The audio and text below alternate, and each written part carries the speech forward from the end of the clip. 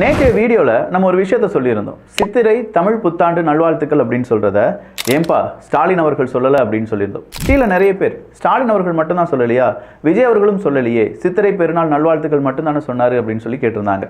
இதனால் தமிழக வெற்றி கழகத்தை எல்லாரும் இப்போ எப்படி பார்க்கிறார்கள் அப்படின்னா, திமுகவை அப்படியே ஜெராக்ஸ் எடுத்துகிட்டு வந்த ஒரு கட்சியாக பார்க்குறாங்க.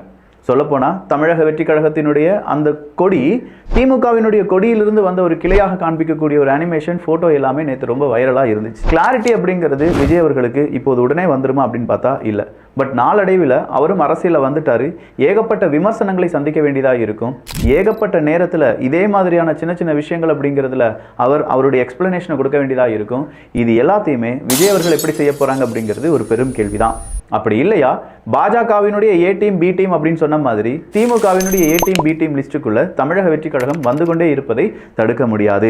ஏன்னா கொள்கை தலைவர்களாக இருக்கட்டும், அவங்களுடைய கொள்கையாக இருக்கட்டும், அவங்க பேசுகிற விதங்களாக இருக்கட்டும், கரெக்டாக இந்த முறை திமுக ஆட்சிக்கு வந்த பிறகுதான் மத்திய அரசாங்கம் அப்படிங்கிறத மாற்றி ஒன்றிய அரசாங்கம் அப்படின்னு சொல்லி எல்லாரும் பேச ஆரம்பிச்சாங்க. சரி, இப்போ வந்திருக்கக்கூடிய கட்சி தமிழக வெற்றி கழகமும் மத்திய அரசாங்கம் அப்படின்னு சொல்லும் பார்த்தா இல்லை, அவங்களும் அதை ஒன்றிய அரசாங்கம் அப்படின்னே சொன்னாங்க.